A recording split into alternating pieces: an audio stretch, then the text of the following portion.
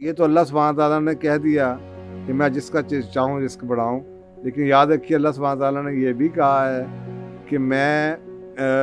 جو اپنے قانون کو نہیں بدلتا، تو پہلے آپ کو اللہ کا قانون، اللہ اپنی سنت کو نہیں بدلتا۔ اس کا مطلب ہے کہ اللہ تعالیٰ تو بڑھاتے ہیں اپنی مرضی سے جس کا دل چاہے، لیکن کسی نہ کسی وجہ سے اللہ سبحانہ تعالیٰ کا اپنا قانون ہے، کاز اینڈ افیکٹ۔ دیکھیں ایک درخت ہے، وہ درخت اگر گرنا ہے تو آپ کو لگے گا کہ وہ بیمار ہو رہا ہے، پتے جھڑ رہے ہیں، کیڑا لگ رہا ہے، کمزور ہو رہا ہے، یعنی کہ پہلے افیکٹ آنے سے پہلے کاز تو آئے گی، کچھ تو ہوگا نا۔ کسی ایکسیڈنٹ ہونے سے پہلے بھی کوئی کاز آئے گی، نیند آ جائے گی، کال آ جائے گی، ٹائر پھٹ جائے گا، کچھ تو ہوگا۔ تو کاز تو اللہ، آپ سائنٹیفک نیچر کو، جب آپ نیچر کے فینومینا کو اسٹڈی کرتے ہیں اسے آپ سائنس کہتے ہیں۔ آپ نے دیکھا کہ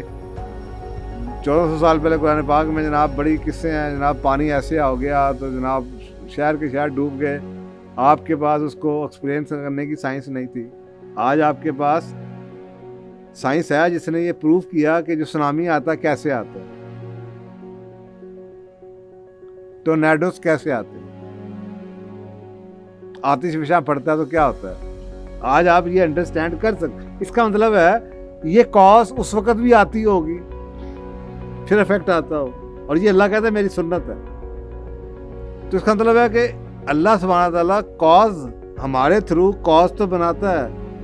تو اگر کسی کو رزق زیادہ دے رہا ہے تو وہ کچھ تو کرتا ہوگا، اللہ اپنے قانون کو توڑتا نہیں کچھ، یہ اللہ کی سنت ہے۔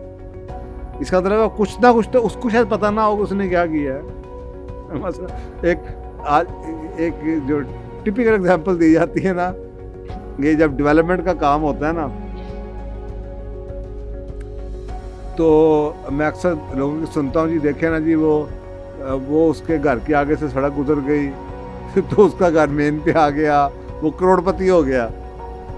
آپ کو تو یہ لگ رہا ہے کروڑ پتی ہو گیا، آپ کے بظاہری طور پہ آپ کو لگ رہا ہے اس نے کچھ نہیں کیا،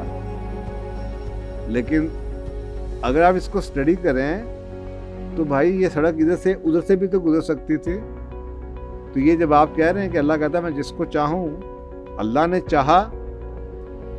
اس کو دے دیا،